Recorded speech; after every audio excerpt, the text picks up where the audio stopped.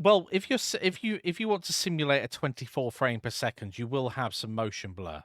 But naturally, you will have some motion blur. But screens don't kind of put it in. They give you sort of like jagged frames if you don't have that blur in there. One game that I have seen motion blur turned on in, which I thought didn't have it originally, was yes, you are, Otterick. Yes, you are. You're One hearing of the them. yes, woof woof. One of the games that I had motion blur turned on, and I was like, is the PS4 just running it slowly, or is motion blur turned on? Because by default, it has quite a few cinematic effects turned on, and it was The Last of Us 2. And so it did have motion blur turned on, but it was done in a very sympathetic way. It wasn't cranked so that when you turn, you just go.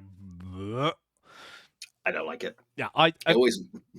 I turn it off in nearly every game, but I will hold my hand up and say Naughty Dog did a fantastic job with not overdoing the motion blur. And I think that's the same with a lot of effects post-processing that's put onto games. The other one I'm a bit about is, well, there's two. One is chromatic aberration, where that's great for a concussive thing, but leave it out every other time, or like warp speed or whatever it happens to be. The other one is where they simulate rain on the screen, or you're wearing a dusty mask. And the thing is, it doesn't change throughout the entire game. So you've got this like circle here on your screen. It's like, I want to rub it off. Clean your Yeah. visor, mate. Terry says the first thing I do in a game is immediately turn off motion blur. Yes. That's almost the first thing I do. The first thing I do is turn it on so I can turn it off again. Bit like Just so they delete. really know when they look at their data that they're taking from my Steam game, When the they can telemetry, see. yeah. Yeah. It's a bit like deleting the default cube. Be gone. Yep. I will Now to often start, I'll add the default cube. add and delete it 3 or 4 more times just so it knows who's boss. You know what I did? I Mm. have genuinely created a Python script to delete the default cube, add it back in. And if I just put that in a for loop, if I'm really feeling it, infinite loop. Yeah, so we should talk about a few other things that we want to get through, because I have clocked the time. We've spent a lot of time on the God of Action RPG, Well, which is we have. fine. Yeah, right. Because we're really excited about it, and it is coming Yep. together. And we do want to show you. We'll keep showing periodically how we're getting on, and we'll really deep dive every 4 weeks or so with when we're just giving everybody an update. An update for people wanting the Python course. The Python course is coming real soon. The Python Blender course. So it's Yep. specifically how to use Python in Blender, not just how to use Python and then translating it to Blender. So we just spend all of our time within Blender itself. Now that's already available for lifetime backers, and they already got the access to it. I turned it on so I wasn't faffing during the stream trying to Did you do. remember to tell them? I am now. And No. for In the those, email, we've had this conversation. there'll be an email coming out later. But yes, that's now available for all lifetime backers. So if you want to get your chops into that, you can do. In the background, I'm still working away on the assets themselves and the asset course, which will be part of the Godot Action Just to go RPG. back a little bit, for Yeah. those of you who are interested in the Python for Blender who are not lifetime members, you'll be getting it soon. Lifetime members get the early access to stuff so they can give us the feedback to let us know if things Yeah. get changed, and then we release it to the public. An ETA on that will be a couple of weeks to a month before it's fully launched. Right. At the moment, it's 2.5 sections long, and it's probably going to be about 6 sections in total. Very nice. Once the editors have got through it. Woo! What else? I'm looking at doing some particle videos. Seriously, more serious tutorial rather than just, hey, yeah, I'm playing with particles. Yeah. There's a few things I want to test first. I'm still not comfortable with how to use ribbon particles, which is a new thing in God of War. Ooh, is that like when spaceships go and they got a trail you behind can them? put a ribbon on your particle.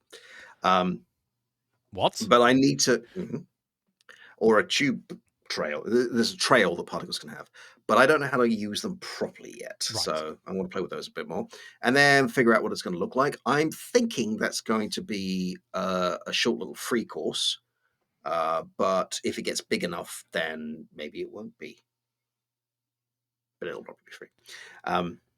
Well, it's sometimes challenging. So when we start and we've got obviously idea generation, Jan and I were talking the other day about the particles because the video a couple of weeks ago for the particle party that we did, and Jan was making a load of different things. That was really popular and people were enjoying it. And we were talking about, we've got a particles course for Godot 3.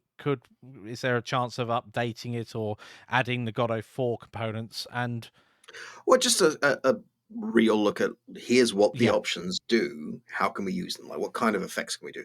If you want to create a certain type of thing, what would you do?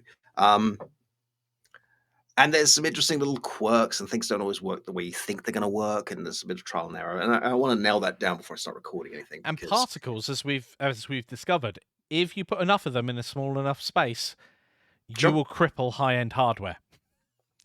Well, specifically those giant particles, I'm not quite Yes, sure why, but yes.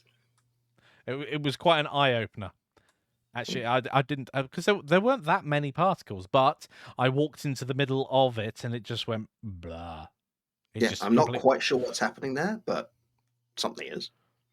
But yeah, particles have to be used. They were GPU particles as well, so it wasn't just a CPU Sure. bottleneck. So we might And dig deeper into that. I don't know any shader code, despite having tried to learn it a few times. Like, my brain just refuses to internalize this stuff. I've been playing So around with shader code. It's because I in Blender there's the OSL language, so you can actually type. And well, in Godot, you could type shader code for your particles, but I don't know how, so I'm not going to. I played with it a few months back, and I created a chessboard just using materials, and then I created a chessboard using Blender's shader editor, so basically manipulating it with maths. I thought, I wonder if I can do this in OSL. And 2 days later, yes. Then I was like, So I was looking at the documentation today, and there's an example how to create thousands of fish using shader particles in Godot 4. yeah. I took one look at the first chunk of code and went, "What? Bit shift? What? Why? No, Yes, the no." why, the why, the why. That's one of the things. I'd love to be in a position where I can do at least a short tutorial on shader code. I'm certainly nowhere near it at the moment, but I do find it very interesting the fact that you can, especially if you use signed distance fields. We touched upon that today with how Blender, how Godot does its rendering. But signed distance fields are a great way of actually constructing anything you like. Yep, It's incredible. There's an artist that I can't remember the name of. He's done a girl in a hoodie in a snow scene. He's also done a forest. Banksy. Banksy. No, he's a Blender artist. um, You no, can he's not a actually Blender use artist. He the just used mathematics.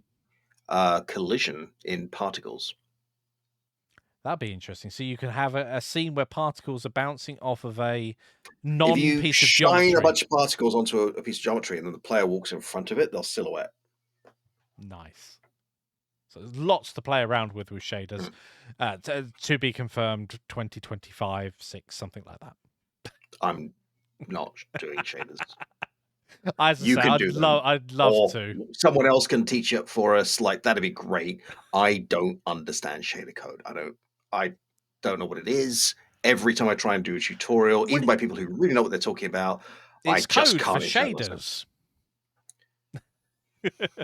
It's Like, I quite low level. understand, It's quite low level. but That's the yeah, thing. It's not when you compare it to Python and GDScript, it's very low level, and obviously it's a much older language. We're going kind of back in time with how, so it's not as user I think friendly. it's just trying to understand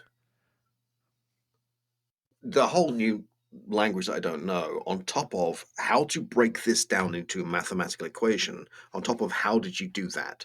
Like, I end up looking at this code and it just makes no sense to me.